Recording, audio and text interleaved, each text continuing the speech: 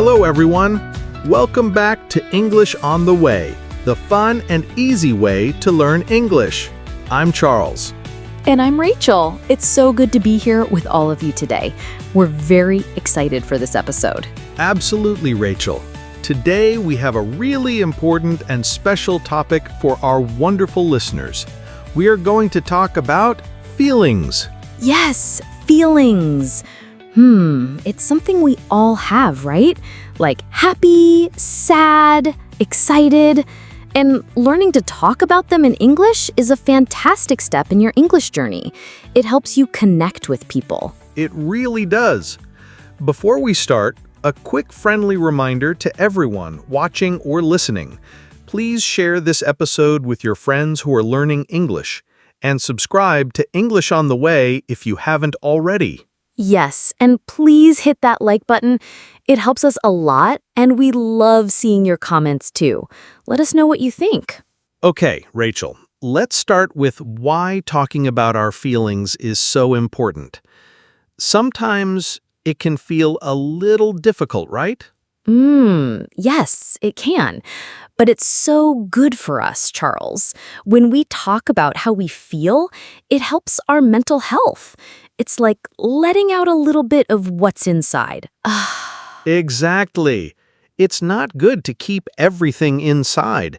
And when we express our feelings, it helps us with communication. People understand us better. That's true. If I'm feeling happy and I tell you, Charles, I'm so happy today, you understand me better. And it helps our relationships too, with friends, with family. Oh, totally. If I'm feeling a bit sad and I tell my friend, I'm feeling sad today, my friend can say, oh, I'm sorry to hear that. Can I help? It builds a stronger connection. It's like a little bridge between people. That's a great way to put it, Charles. So, talking about feelings is good for our mind, good for understanding each other, and good for our friendships. Wow. Yes. Now for our amazing English learners, let's go over some basic words for feelings. These are words you hear every day. Absolutely. Let's start with some easy ones. The first one everyone knows is happy. Yes, when you smile, when you laugh, you are happy. Like right now, I'm feeling happy talking to you, Rachel. Me too, Charles. Then we have sad. When you cry, when you feel a bit down.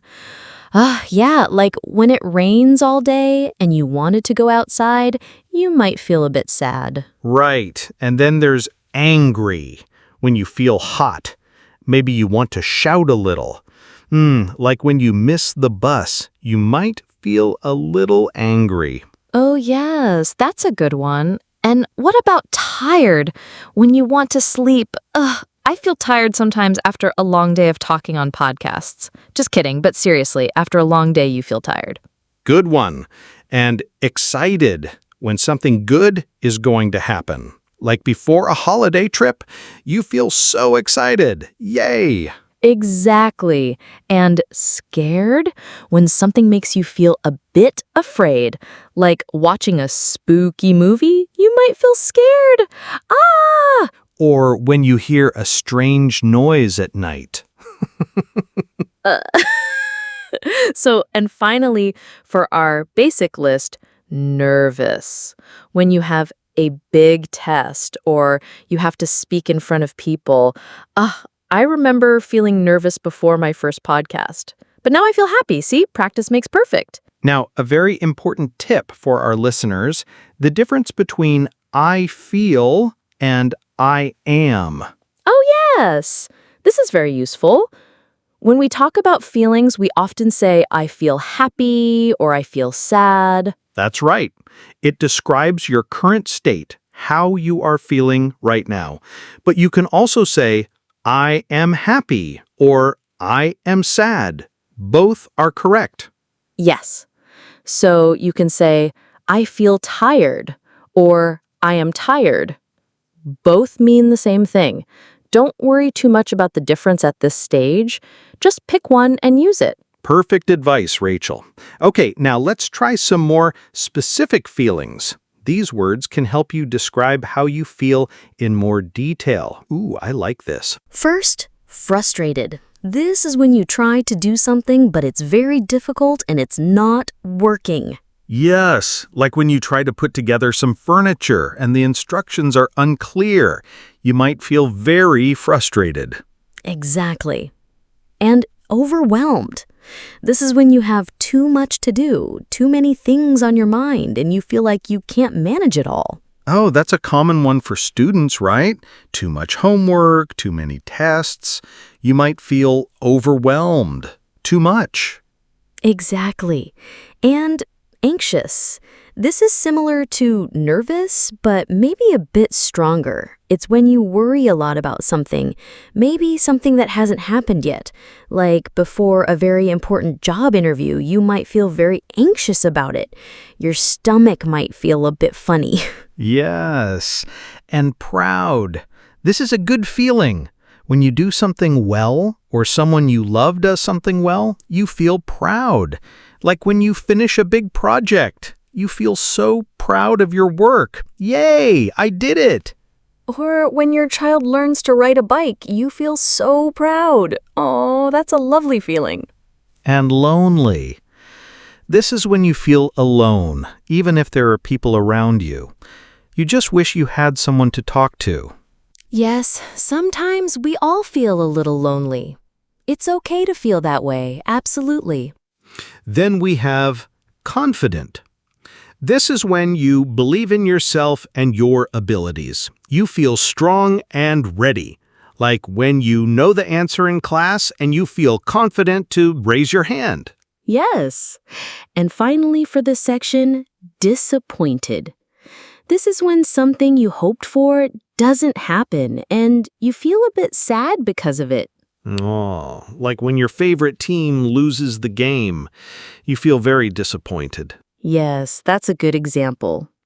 Now, let's talk about how to describe how strong a feeling is. We can say a bit sad or completely devastated. This is super useful. A bit sad means a little sad, like if your ice cream falls on the ground. Oh no, so sad. But completely devastated means very, very sad, like if you lose something very important to you. Exactly. Or a little bit nervous versus extremely anxious. Extremely means very, very. So you can add words like a bit, a little, very, really, completely, or extremely to show how strong your feeling is. It adds more color to your sentences. Fantastic. Now, let's have some fun with English idioms. These are phrases where the meaning isn't always clear from the individual words, but they are very common. I love idioms. They make English sound so natural. The first one is, I'm on cloud nine. Cloud nine. This means you are extremely happy, like you are floating in the sky. My vacation starts tomorrow. I'm on cloud nine. That's a great feeling. Then, I'm feeling under the weather. This one means you are feeling a bit sick, not completely well, like you have a cold. I can't come to the party tonight. I'm feeling under the weather. Yes, it's a nice way to say you're not feeling well without being too specific. Next, he's walking on eggshells. Ooh, this one is interesting. If someone is walking on eggshells, it means they are being very careful not to upset someone, because that person is easily angered or sensitive. Like you have to be very careful with what you say. Yes, like fragile eggs. You don't want to break them. And finally, it broke my heart. This means something made you very, very sad or deeply disappointed. Like when my dog ran away, it broke my heart. Oh, that's so sad, Charles. These idioms are really fun, but they take a little practice to remember. They do, but hearing them and using them will make them stick. So, we've talked about how to say how we feel. Now, how do we ask others how they are feeling? Right. Yes, it shows you care. A simple one is, "How are you?" But sometimes people just say, "I'm fine." If you want to know more, you can ask, "How are you really feeling?" That's a good one. It shows you are truly interested. Or if someone looks a little sad, you can ask, do you want to talk about it? Perfect. It gives them a chance to share, but they don't have to if they don't want to. It's an open door. And another one, if someone seems deep in thought or worried, you can say, is something on your mind? Ooh, I like that one, Charles. Is something on your mind? It means, are you thinking about something difficult or are you worried? These are very gentle ways to ask. These questions are so helpful for connecting with people. And after someone shares their feelings, how do we respond? We want to be kind and understanding.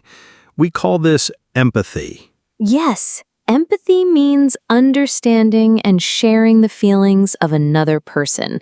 So if someone tells you they are sad, you can say, that must be really hard. That must be really hard.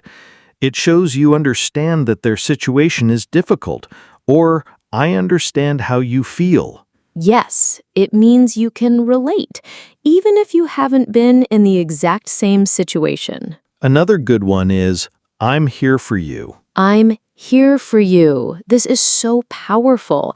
It means I will support you. You are not alone. And a simple but very important one, thanks for sharing that with me. Yes, when someone shares their feelings, it's a big step. So saying, thanks for sharing that with me, shows appreciation and trust. It encourages them to share again in the future. These phrases really help build strong relationships. Okay, Rachel, let's imagine some real-life situations and how we can use our new feelings vocabulary. Great idea. Let's say you had a really bad day at work. How would you describe your feelings? After a bad day at work, I might say, I'm feeling tired and a bit frustrated today. The computer was slow and I had too many meetings. Good one.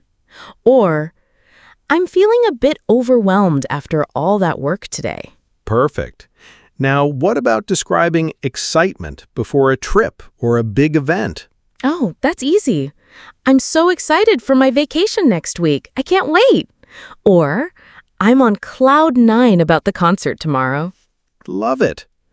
And what if you want to express sadness after a breakup or a disappointment? This can be difficult, but it's important to talk about. Yes, it is. You might say, I'm very sad about the breakup. It broke my heart. Or, I'm really disappointed that the project didn't work out. These examples show how we can use different words to match the situation. It makes your English sound much more natural. Exactly. Practice these in your head or even out loud. Now, let's talk about feelings at work. Sometimes it's hard to talk about stress in a professional way. It is, but it's also important for our well-being. If you're feeling too much pressure, you can say, I'm feeling a bit burned out. Burned out means you are extremely tired and stressed from too much work, like a candle that has burned completely down. Yes, and if you need a break, you can say, I need a mental break. A mental break means you need a short time away from work or thinking, just to relax your mind. It's very common to feel this way sometimes. These phrases are good for talking to a manager or a colleague if you need to. They are polite and professional. Very useful, Rachel. Let's talk a little bit about how different cultures express emotions. It's really interesting. Oh, yes. In some cultures, people might not talk about their feelings as much. they might keep them more to themselves. That's right. And in other cultures, it might be very normal and even expected to share how you feel openly. Sometimes English can feel a bit more direct or open when talking about feelings compared to some other languages. Yes, exactly. In English-speaking cultures, it's often seen as a good thing to be able to express your feelings clearly. It shows honesty and helps build trust. So when you are learning English, you are also learning a little bit about the culture that goes with the language. It's part of the journey. Exactly. Don't be shy to try expressing yourself. It's a skill, just like learning grammar. Okay, Rachel, we're almost out of time, but before we go, what are some final tips for our listeners to improve their emotional vocabulary? My first tip is keep a feelings journal in English. Ooh, I love that. Every day, write down how you feel. Today, I feel happy because, or today, I feel a bit tired because. Yes, it helps you practice using the words. And my second tip is practice describing your day using emotional language. So instead of just saying, my day was good, try to say, my day was a bit stressful at first, but then I felt very proud of my work. Exactly. The more you practice, the easier it becomes. Don't be afraid to make mistakes. That's how we learn. That's fantastic advice, Charles. And remember, everyone, talking about your feelings is a journey, both in English and in life. Be patient with yourself. Absolutely. And we are so proud of all of you for learning and growing with us. Well, that's all for today's episode of English on the Way. Thank you so much for joining us. Yes, thank you. Remember to subscribe to our channel, share this video with your friends, and hit that like button. And we would love to hear from you. Leave a comment below and tell us, how are you feeling today? Or what was one time you felt super excited? We can't wait to read your comments. See you next time, everyone. Bye-bye!